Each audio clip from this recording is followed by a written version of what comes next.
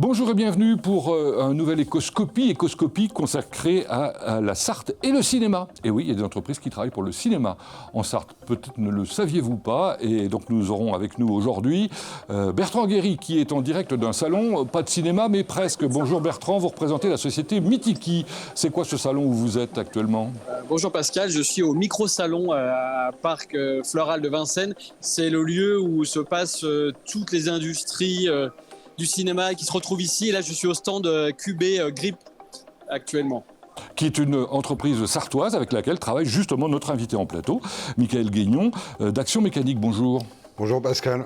Et Cubi, vous nous expliquerez dans un instant de qui il s'agit précisément. Et puis l'organisme qui aujourd'hui nous parlera des entreprises et des entrepreneurs en particulier, eh bien c'est la Fondation MMA des entrepreneurs du futur. Et nous avons avec nous sa secrétaire générale, Sylvie Bonello. Bonjour. Bonjour Pascal. Bien, c'est parti maintenant pour 20 minutes.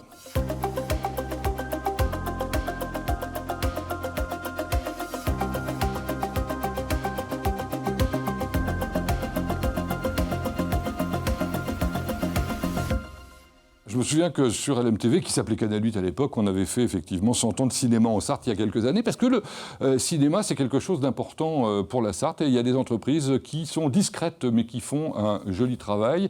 Je vous ai présenté il y a un instant Michael Guignon comme le représentant de cette société Action Mécanique, et vous travaillez indirectement pour le cinéma. Tout à fait.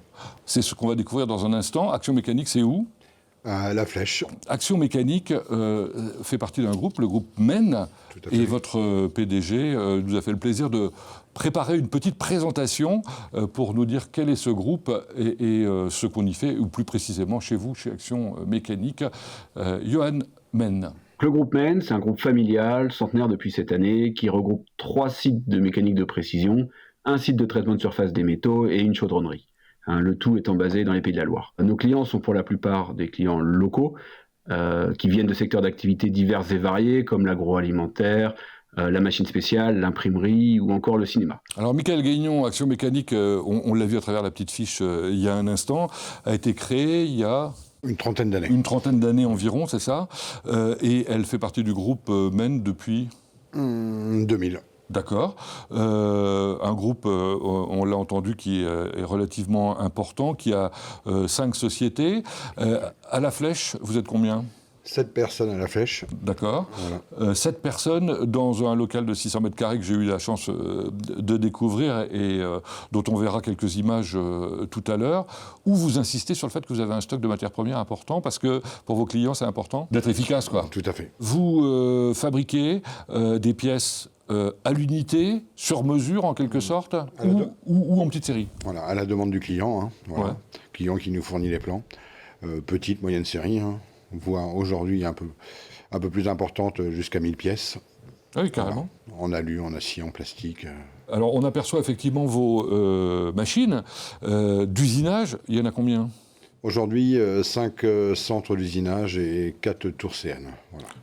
Je sais que vous travaillez également, je crois, pour les machines spéciales. Ça veut dire quoi ? C'est des moyens qui sont mis en production après, chez les équipementiers, voilà, ou dans l'agroalimentaire aussi, voilà, qui permettent, on va dire, d'aider les opérateurs. Évidemment, on l'a bien compris, vous avez donc un bureau d'études chez vous. Tout à fait. Et vous aimez créer, inventer, puisque un jour, grâce à Cubi, là où Bertrand Guéry et, enfin le stand en tout cas, Cubi, donc qui est de Saint-Marc-la-Brière, c'est ça ? Saint-Marc-la-Brière, c'est bien ça. Vous êtes lancé dans une belle aventure de cinéma, expliquez-moi. La société Cubi, voilà, ils sont machinistes, voilà, pour aussi bien les longs métrages, les séries. Ils font des publicités aussi, voilà. Et donc ils avaient un besoin particulier. Tout à fait. Aujourd'hui, ils travaillaient avec des produits qui venaient d'Asie, qui venaient des États-Unis, des choses comme ça. Et ils voulaient développer absolument leur gamme à eux. Des produits de quoi qui sont utilisés pour le tournage ? Des produits d'accrochage, de manutention, de support de caméra, support lumière. Et puis alors ce bras articulé, qui est une invention, on est d'accord, c'est vous qui l'avez créé ou Voilà, c'est une invention, on va dire, sartoise, ouais. Avec les idées justement de la société Cubi. Et notre bureau d'études qui se trouve à Laval. Voilà, on a fait un mix un peu de tout ça, on a pris les idées de chacun, voilà, afin de développer ce bras-là. Aujourd'hui, nous en sommes encore au stade du proto. Le produit définitif sera validé en mars ou avril de cette année. Et alors, vous avez bon espoir d'une grosse commercialisation. Alors, du coup, j'imagine que Cubi est là-bas au micro-salon pour ça. Tout à fait, ils sont là-bas pour ça, et ils sont aussi là-bas pour tous les produits qu'on a développés ensemble depuis 2 ans et demi. Ah oui, il y en a plein d'autres. Voilà. Aujourd'hui, ça doit être 25 références différentes. Ok. Votre concurrence, elle est internationale, hein, elle n'est pas vraiment nationale. En local, il n'y a pas grand-chose, quoi. Localement, en France, aujourd'hui, nous sommes les seuls à fabriquer... Ah, carrément. Oui. Ah oui, en effet. J'avais noté la Belgique, Voilà. les États-Unis. Belgique, États-Unis, Italie, et puis bien sûr, quelques produits en Asie automatiquement. Alors, qu'est-ce qui va faire la différence entre vos produits à vous et les autres? Déjà la fiabilité. Voilà. L'avantage, c'est qu'aujourd'hui, les produits qu'on fabrique, c'est une demande qui est faite par une société comme Cubi, qui est machiniste. Ils connaissent leurs besoins, les inconvénients des produits, on va dire, étrangers. Et ça va être, je dirais, c'est notre force aujourd'hui. Bon, ça va peut-être intéresser qui c'est Bertrand Guéry. Hein. Certainement. Donc Bertrand Guéry, que vous ne connaissez pas. Pas du tout. On va se rencontrer ce soir, je pense. Au salon. Au salon, voilà. Eh ben voilà. Alors je rappelle que l'émission est enregistrée, hein, donc ça s'est passé il y a quelque temps. Déjà pour ceux qui nous regardent aujourd'hui, premier jour de diffusion. Bertrand, alors un bras articulé, vous avez l'habitude d'en utiliser ou pas? Oui, en fait, en tout cas, travailler avec des machinistes de près pour tout le rig de caméra c'est quelque chose d'important. Après, on n'a pas encore travaillé avec Cubi, mais évidemment, nous, on passe souvent avec des loueurs, en fait. Et je pense que Cubi va aussi vendre ses produits, en tout cas les proposer à des loueurs comme RVZ ou TSF. Et c'est vrai que c'est comme ça qu'on va les retrouver, en tout cas. Mais oui, on travaille beaucoup avec des bras articulés. Bon, LMTV joue encore son rôle de mise en relation entre des gens qui éventuellement peuvent travailler ensemble. Alors Bertrand, Mitiki, on en entend parler depuis quelques années, le grand public en entend parler notamment en Sarthe, parce que vous, Bertrand Guéry, vous êtes réalisateur de 2 longs métrages, il y en a un 3e en préparation, Mes frères, Le bonheur est une bête sauvage, et puis bientôt comme prévu, qui va d'ailleurs être tourné en Sarthe, je crois. Hein. Une partie qui est tournée en Sarthe, oui, exactement. Ok.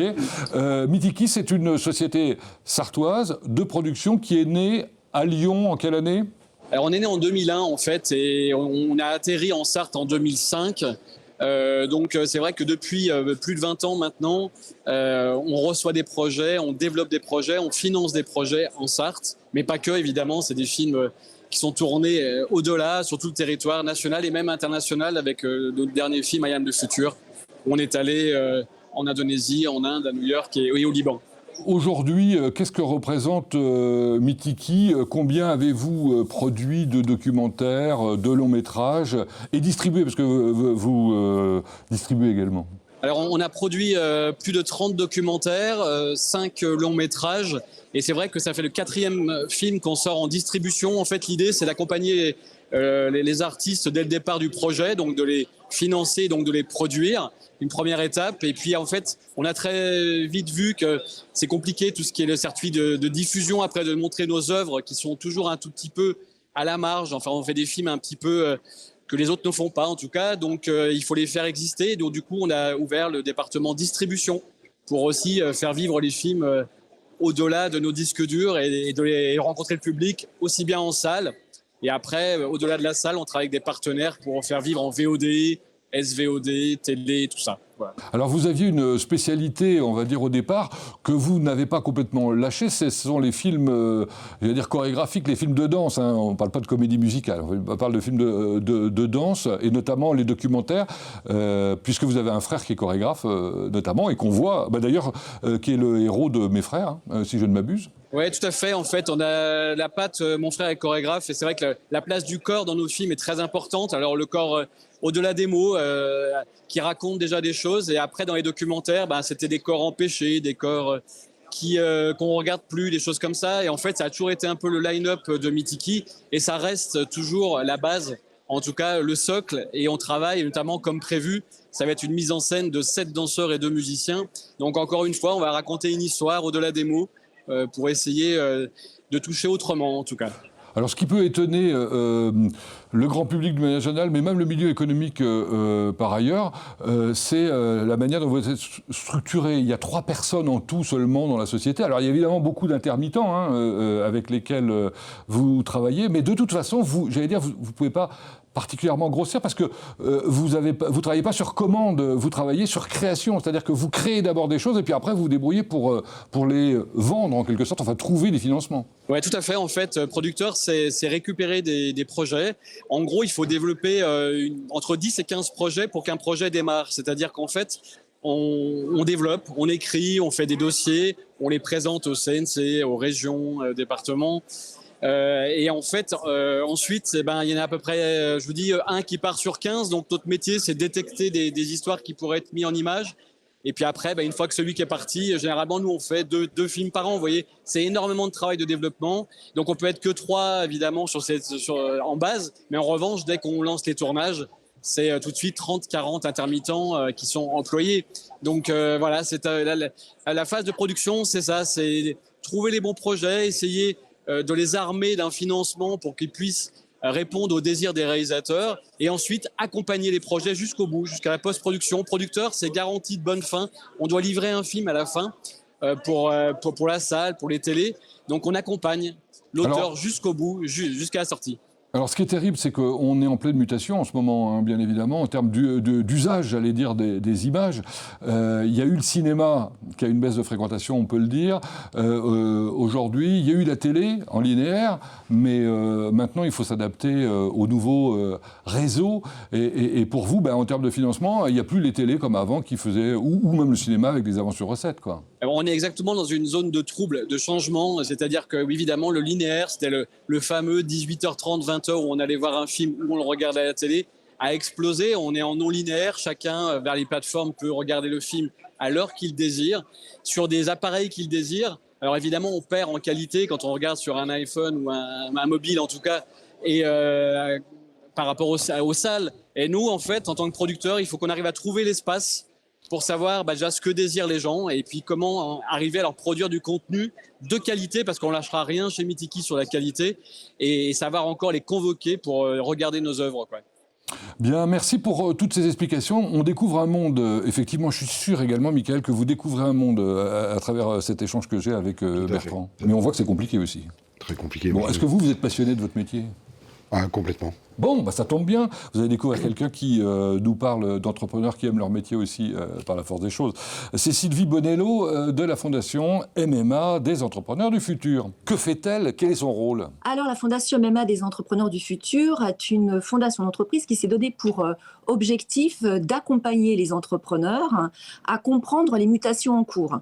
Donc, on va sur tout le territoire français, on va à la rencontre des entrepreneurs et avec des réseaux d'entrepreneurs, avec des chambres de commerce, on organise des événements pour pousser aux entrepreneurs, pour les faire se rencontrer et leur pousser de l'information sur divers sujets qui les impactent dans leur vie d'entrepreneur. Alors, on y reviendra dans un instant, bien évidemment, mais il y a autre chose qui est importante pour vous, c'est que vous ne le faites pas comme ça, j'allais dire, sans base pour ces échanges, puisque vous publiez également des baromètres, un baromètre justement sur, on va dire, la qualité de vie en quelque sorte de l'entrepreneur, c'est ça ? Pas tout à fait. Sur la santé du dirigeant, en fait, effectivement, dès sa création, puisque la Fondation a eu 10 ans l'année dernière, dès sa création, en fait, on a repris un baromètre, le baromètre sur la santé du dirigeant. Et depuis 10 ans, donc, on produit des résultats sur la santé mentale et physique des dirigeants d'entreprise. Et ce qui était un sujet complètement absent, en fait, des informations il y a 10 ans, devient un peu plus, on en parle un peu plus maintenant, mais pour nous, il est très très important que les entrepreneurs prennent soin de leur santé. Donc c'est l'un des sujets majeurs que nous abordons lors des rencontres que je vous évoquais précédemment. Et alors, lors de l'édition 2024, pour être précis, vous avez étudié le rapport entre les dirigeants et la maladie longue. Il y a une particularité ? La particularité, d'une manière générale, c'est que les entrepreneurs ne prennent pas suffisamment soin de leur santé. Certains disent qu'ils n'ont pas le temps de prendre soin de leur santé et que c'est l'entreprise avant tout. Et donc, effectivement, comme vous le soulignez, on a voulu faire des focus sur certains sujets. Et en 2024, c'était sur la maladie lourde. Et la particularité, c'est que quelquefois, on a des entrepreneurs qui sont dans des situations dramatiques, en fait, parce qu'ils n'ont pas anticipé le coup dur et surtout dans des situations dramatiques. Donc, c'était l'un des sujets qu'on voulait mettre en avant lors de ce baromètre. Alors, en 2025, vous avez étudié spécifiquement les consommations à risque. Et alors, moi, j'étais un peu surpris par les résultats. Effectivement, je pensais que, j'allais dire, ils étaient vertueux, quoi, en quelque sorte, les entrepreneurs. Pas du tout. Hein. Alors, ils ne sont pas vertueux, mais ils ne sont pas pires, je dirais, que la moyenne des Français. Ils le sont même bien meilleurs en ce qui concerne la consommation d'antidépresseurs. Ils en consomment beaucoup, beaucoup moins que le reste des Français. Et pour le reste, ils sont dans la moyenne. Voilà. Donc, d'aucuns s'étonnaient, justement, pensaient qu'il y aurait des consommations plus importantes que la moyenne des Français, d'autres moins. Finalement, c'est exactement les mêmes chiffres que la moyenne française. Vous travaillez également avec d'autres organismes au cours de l'année, dans des groupes de travail. Je crois qu'en 2025, vous avez travaillé avec un groupe de travail sur une création de référentiels sur le calcul d'impact. Ça veut dire quoi, ça ? Alors, en fait, la Fondation, vous l'avez compris, va auprès des entrepreneurs pour leur apporter de l'information.